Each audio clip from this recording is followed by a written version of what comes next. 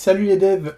Donc je vous présente le projet sur lequel je suis en train de travailler qui s'appelle Phage, qui va être un Herd-like, un Laragon-like, un Mamp-like, un Wamp-like, ce que vous voulez, qui permet de servir vos projets PHP sur votre machine en local.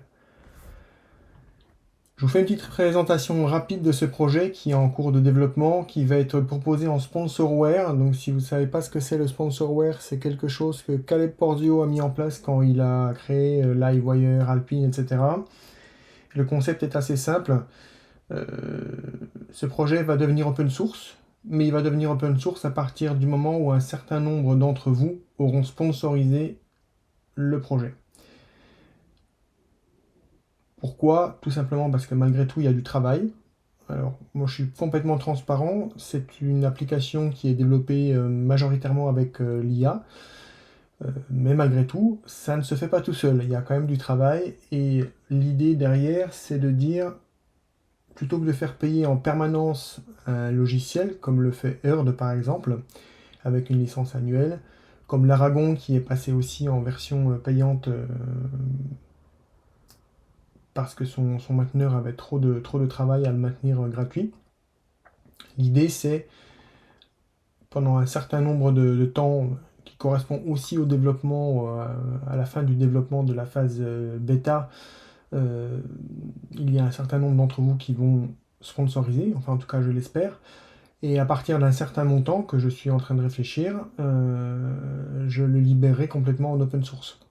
Et donc cette solution, cette application sera gratuite, open source, pour tout le monde, tout simplement.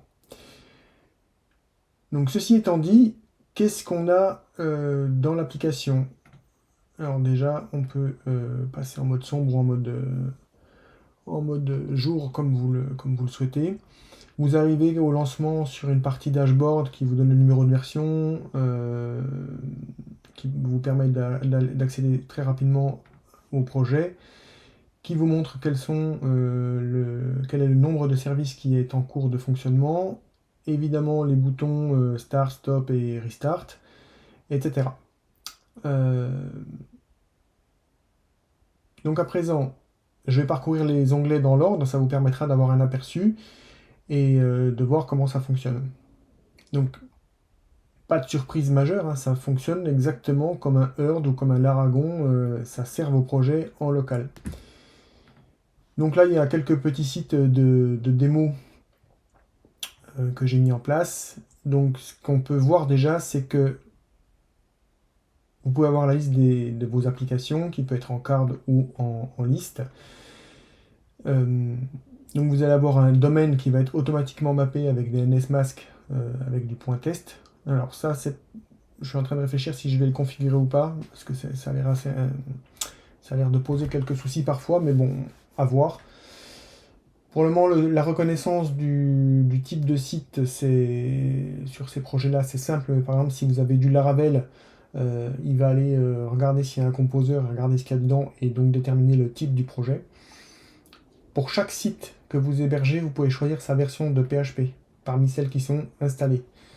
Vous avez accès au pass, au chemin, qui est cliquable, tout comme le domaine d'ailleurs.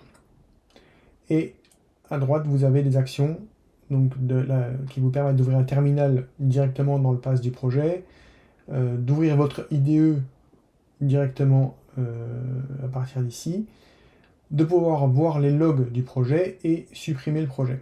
Vous pouvez ajouter également un nouveau site. Bon, je ne vais pas faire la démonstration complète, sinon ça prendrait trop de temps. Mais on peut voir déjà que si je clique ici, ben voilà, ça nous ouvre bien un petit Hello World. Donc pour vous prouver que ça fonctionne, maintenant si j'éteins l'applicatif, voilà, il n'est plus en cours de fonctionnement et que je relance la page, d'accord, ça ne fonctionne plus. Hop, je relance Phage. Donc ensuite, dans les onglets suivants, on va pouvoir voir les versions de PHP. Vous pouvez les désinstaller, vous pouvez les réinstaller. Il y a encore des petites choses à améliorer, notamment, vous voyez ici, il n'a pas détecté quelle était la version de 8.3, 8.2, etc. mais évidemment ça va venir. Sur la partie service, je vais agrandir un peu. Hop. Sur la partie service, pour le moment, qu'est-ce qu'on a? On a MySQL, Postgre et Mailpit. Alors il faut savoir que mon idée de départ, c'est de dire je fais tout en open source. Ça veut dire que dans l'applicatif, vous aurez accès, à terme, hein, parce qu'il y aura sans doute des choses encore à ajouter, mais vous aurez accès à tout ce que vous pouvez avoir besoin dans le cadre de vos développements. Donc les bases de données, évidemment, sont incluses. Mailpit aussi pour capturer les emails lorsque vous faites du développement de votre application, pour capturer les mails tout simplement. À savoir que ces options-là sont payantes chez Earth. Il faut passer en Earth Pro pour y accéder. Ensuite, vous avez la partie base de données, avec MySQL, Postgre et SQLite, qui sont proposés au départ. Donc ici, j'ai encore un peu de travail, notamment sur la partie requêtage, mais on va y arriver. Et sur la partie SQLite, j'ai une petite base de test.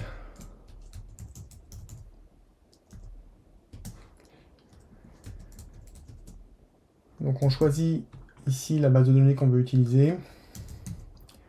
On lance une requête et ça nous donne les résultats. Donc c'est assez basique.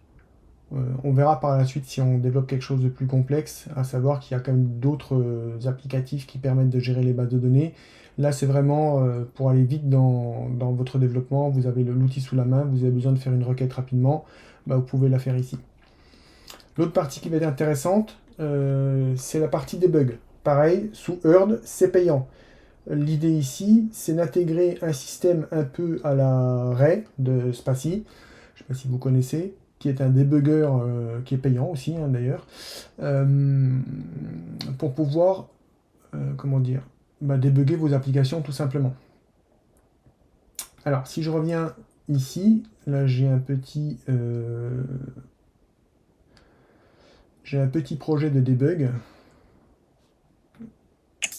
Alors il faut juste que je rajoute la bonne URL parce que c'est test.php. Bon, ne faites pas attention aux petites erreurs, c'est pas encore parfait évidemment. Mais si je reviens... j'ai fait une bêtise, j'ai pas démarré le serveur de debug, donc on recommence. Donc ça nous démarre notre petit serveur de debug, hop, il nous dit que c'est OK sur le port 2377. Je recharge ma page ici, et là, bam, j'ai tous mes petits debugs qui sont dans le fichier PHP. Donc ça va du log, c'est du dump, vous pouvez filtrer, traces, query, il n'y en a pas, les exceptions, de la mesure, quand vous voulez mesurer la durée d'une requête ou quoi que ce soit. Et voilà, donc vous avez accès à tout. Si par exemple, vous voulez faire une recherche, voilà, vous avez barre ici, vous tapez ici, vous avez votre recherche. Ça se déplie, vous pouvez tout déplier comme ça. Vous pouvez accéder directement dans votre IDE à la ligne de code qui correspond. Ensuite, vous avez Mailpit qui est intégré directement, pareil. Donc, si vous avez besoin de le configurer sous Laravel, voici les informations que vous devez mettre dans votre fichier .env. Pareil, il faut démarrer le service. Et on voit, il y a déjà eu des tests, que vous pouvez accéder aux emails. Donc là, pareil, j'ai un petit projet de test. Hop, il faut que j'enlève le filtrage, sinon ça ne marchait pas. Donc là, on a un petit projet qui s'appelle test Mailpit. Hop. Voilà, donc il envoie juste un template de mail, hein, tout simplement. Et si je reviens sur mon mail ici, on voit que il vient d'être envoyé là maintenant dans l'interface de Mailpit. Alors, à savoir que Mailpit, on peut y accéder aussi via le navigateur une fois que le service est lancé. Et tout comme normalement la partie debug, qui elle va être sur ce port là, si je dis pas de bêtises ça doit marcher aussi. Voilà. Donc, vous pouvez très bien l'avoir dans votre navigateur et ou dans Phage directement. Ensuite, il y a une partie share que j'ai mis en place, mais qui n'est pas encore complètement fonctionnelle, notamment la partie Cloudflare qui ne fonctionne pas bien a priori. Par contre, avec Pingy, le service Pingy, normalement, ça doit fonctionner. On va attendre qu'il fasse le branchement. Voilà. Donc là, hop, je copie l'URL. Et donc c'était notre projet Hello World, avec juste une petite phrase Hello World. Donc là, il me dit, prenez vos précautions quand même. Hein. On entre sur le site et on est bien sur un Hello World. Donc on a bien une URL comme ça qui est associée à Pingy, donc en mode free. Hein, donc c'est limité dans le temps, je crois que c'est 60 minutes. Mais bon, pour faire une démo à distance, c'est suffisant. La contrainte que j'ai actuellement, c'est que sur des projets de Laravel où il y a de la compilation des assets avec Vite, j'ai l'impression que ça ne fonctionne pas. Donc j'ai pas encore creusé, mais j'imagine qu'on doit pouvoir trouver une solution. En tout cas, voilà, c'est disponible et c'est fonctionnel. Pas la partie Cloudflare parce que j'ai encore des problèmes dessus, mais la partie Pingy, en tout cas, elle est fonctionnelle.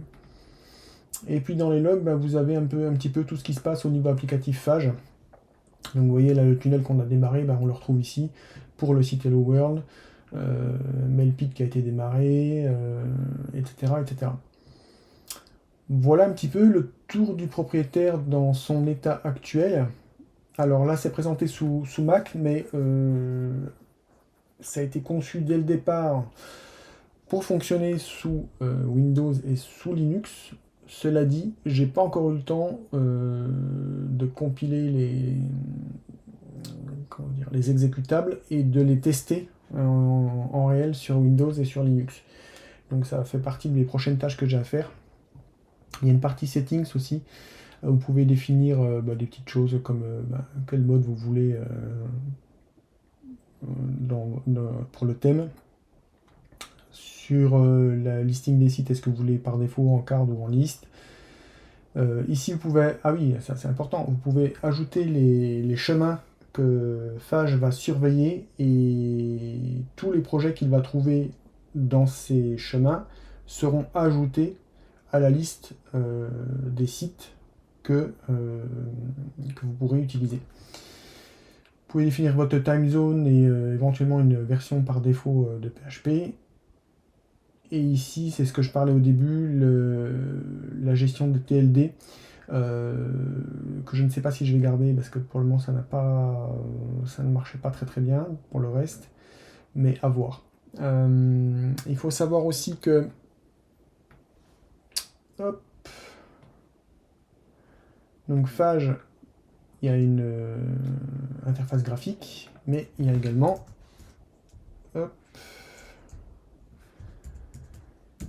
un CLI qui reprend à peu près toutes les fonctionnalités.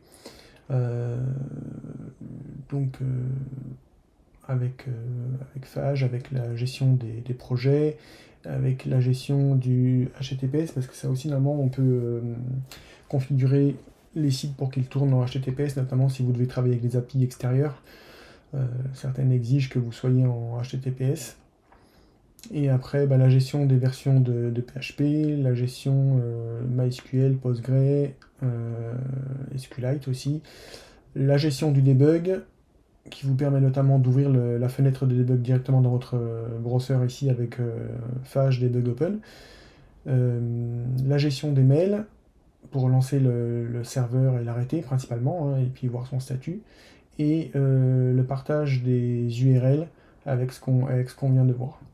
Voilà, donc vous avez un petit tour complet du système. Là, je vais faire juste un exemple avec la partie debug notamment. Phage debug .open. Alors qu'est-ce que j'ai fait? Ah bah oui, je suis bête. J'ai arrêté le serveur, donc forcément ça ne peut pas marcher. Donc si je fais Phage Start, voilà, il démarre le projet. Si j'ouvre un nouvel onglet,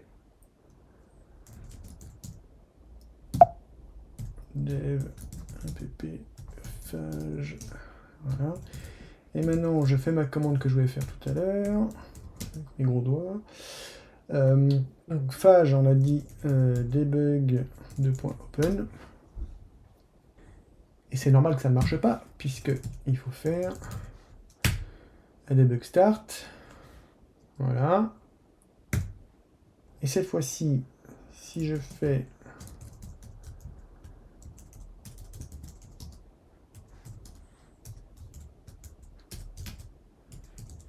Phage debug .open, cette fois-ci, on y arrive.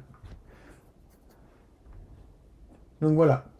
Je ne vais pas vous passer toutes les commandes de la CLI en revue. Elles sont toutes fonctionnelles normalement, puisque en plus l'interface graphique elle se base sur les commandes de la CLI pour fonctionner. Mais voilà, on a un petit aperçu de ce que donne Phage. J'espère que cette présentation rapide vous aura plu. Je ferai d'autres vidéos pour présenter plus en détail différentes fonctionnalités et surtout les avancements que je vais faire sur ce projet. Si le projet vous intéresse et que vous souhaitez y contribuer et me donner de l'encouragement, je vous mettrai dans les liens sous la vidéo mon GitHub sponsor et libre à vous après de soutenir ou pas le projet. Moi j'aimerais bien évidemment. Dans ce que j'explique dans mon GitHub sponsor, c'est qu'actuellement je travaille toujours pour une société en CDI. Mais j'envisage, je travaille déjà depuis des années en indépendant en plus, hein, donc souvent les soirs, les week-ends, etc. Et j'envisage de basculer complètement dans ce mode-là. Et comme je sais que ça a marché pour des devs comme Caleb Portio, Lulu Maduro, de basculer avec le sponsorware sur des applicatifs comme ça, je me dis que ça peut peut-être marcher. Mais voilà, ça représente quand même du travail. J'écoutais hier une excellente vidéo d'Olivier Poncet que je vous recommande sur le remplacement des devs par l'IA. Je vous recommande vraiment d'aller voir ce qu'il a fait. Et l'IA, c'est pas que magique en fait. Ça fait beaucoup de travail, ça change beaucoup de choses dans notre métier, ça accélère. Ça accélère à la fois le temps de développement, mais ça peut accélérer aussi les bêtises qui vont avec si c'est pas bien cadré. Et je vous assure, si vous ne l'avez pas encore vraiment mis les mains dedans, que piloter l'IA, ça ne se fait pas tout seul. Il faut quand même rester en contrôle, il faut bien relire ce que l'IA fait, il faut essayer de comprendre ce qu'elle fait aussi. Et voilà, ça va très très vite et ça met nos cerveaux un petit peu en ébullition. Donc tout ça pour dire quoi? Tout ça pour dire que malgré tout, il y a du travail derrière, ça ne se fait pas tout seul, et c'est pour cela que je sollicite votre sponsoring dans GitHub Sponsor si vous y êtes d'accord. Et voilà. Voilà pour cette présentation, je vous en dis pas plus. On se tient au courant. Comme toujours sur YouTube, n'hésitez pas à vous abonner, à liker la vidéo, à venir commenter, hein, venir me dire ce que vous en pensez, que ce soit positif ou critique, hein, il n'y a pas de problème, je répondrai aux questions. Et voilà. Et sur cela, je vous souhaite un happy coding et à très bientôt les devs. Ciao ciao.